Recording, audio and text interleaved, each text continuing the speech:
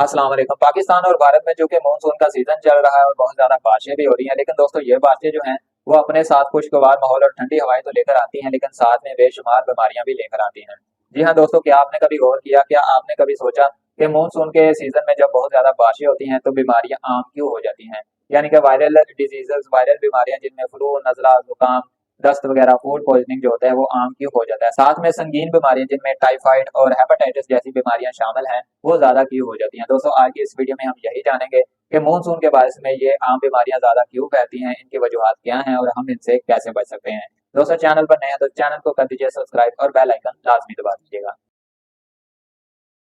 दोस्तों सबसे पहले जान लेते हैं कि मानसून के सीजन में जब ज्यादा बारिशें होती हैं तो ये बीमारियां ज्यादा क्यों हो जाती हैं। दोस्तों इसकी सबसे बड़ी वजह ये होती है कि जब हवा में नमी का तनासब ज्यादा हो जाता है, मॉइस्चर ज्यादा हो जाता है, तो ऐसे में जरासीम और वायरसेस जो होते हैं वो ज्यादा फैलते हैं। जी हाँ दोस्तों, जितने भी वायरसेस और जरासीम है वो नमी वाले माहौल में, मॉइस्चर में ज्यादा ग्रो करते हैं, यानी कि इनकी तादाद बढ़ती रहती है, जिसकी वजह से बीमारियां ज्यादा फैलती हैं। इसकी दूसरी बड़ी वजह होती है दोस्तों, जब बारिशें ज्यादा होती हैं तो इसकी वजह से गली मोहल्लों में और खाली जगह पर पानी जो होता है वो जमा हो जाता है, जिसकी वजह से मच्छर की अफजाइश, मच्छरों की तादाद जो होती है वो बढ़ जाती है, जो कि डेंगू बुखार और मलेरिया बुखार का बायस बनती है। इसकी तीसरी बड़ी वजह होती है दोस्तों, जब ज्यादा बारिशें होती हैं तो इसकी वजह से जेरे जमीन पीने वाला साफ पानी जो होता है वो भी गंदा हो जाता है। गटर वाला पानी, बारिशों वाला पानी जो होता है वो इस साफ पानी के साथ मिलकर इस पानी को गंदा कर देता है, और जब हम ये पानी पीते हैं तो इसकी वजह से फूड पॉइजनिंग, डायरिया जैसे मसाइल होते हैं। इसकी चौथी बड़ी वजह होती है दोस्तों, जब मौसम में तब्दीली आती है तो इसकी वजह से आपका जो इम्यून सिस्टम होता है वो थोड़ा सा वक्ती तौर पर कमजोर हो जाता है, जिसकी वजह से बीमारियां जो होती हैं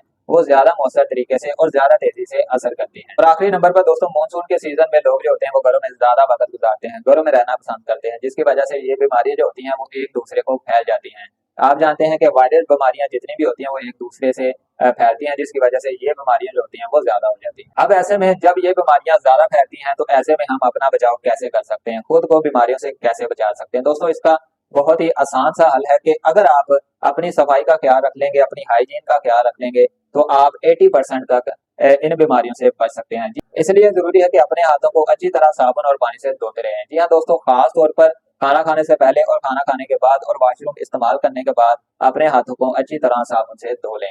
दूसरे नंबर पर जब भी आपने पानी पीना है तो उबाल के पीना है या फिर फिल्टर वाला पानी पीना है, जिसकी वजह से आप पानी से होने वाली बीमारियों जिनमें टाइफाइड, हेपेटाइटिस, फूड पॉइजनिंग और दस्त वगैरह से बच सकते हैं। और तीसरे नंबर पर दोस्तों, जब मच्छरों की अफजाइश ज्यादा हो जाती है, मच्छरों की तादाद बढ़ जाती है, तो ऐसे में मच्छरों से बचने के लिए, डेंगू बुखार और मलेरिया जैसी बीमारियों से बचने के लिए आप मच्छर मारा स्प्रे का इस्तेमाल करें, किसी क्रीम या फिर लोशन का इस्तेमाल करें, या फिर मॉस्किटो कॉइल का इस्तेमाल करें, या फिर मच्छरदानी का इस्तेमाल करें, जिससे आप आसानी से मच्छरों से होने वाली बीमारियों से बच सकते हैं। चौथे नंबर पर एक बहुत ही अहम सी एहतियात है कि जब भी आप खाना खाएं उसको ताजा और गर्म करके खाएं। हालांकि जो आपका खाना जो है वो फ्रीजर में भी भरा हुआ है तो इसको भी अच्छी तरह गर्म करके फिर इस्तेमाल करें, और बाजार के खाने जितने भी हैं उनसे जितना हो सके इज्तनाब करें, क्योंकि बाजार के जो खाने होते हैं वो एक तो ढपे नहीं होते, और साथ में इनको बनाने का जो तरीकाकार होता है वो ज्यादा हाइजेनिक नहीं होता, यानी कि उनको ज्यादा सफाई से नहीं तैयार किया जाता। तो ऐसे में अगर आप फल वगैरह या फिर सब्जियां वगैरह भी खाएं तो उनको भी अच्छी तरह धोकर इस्तेमाल करें, और अपनी सफाई का खास ख्याल रखें, अपने खानों को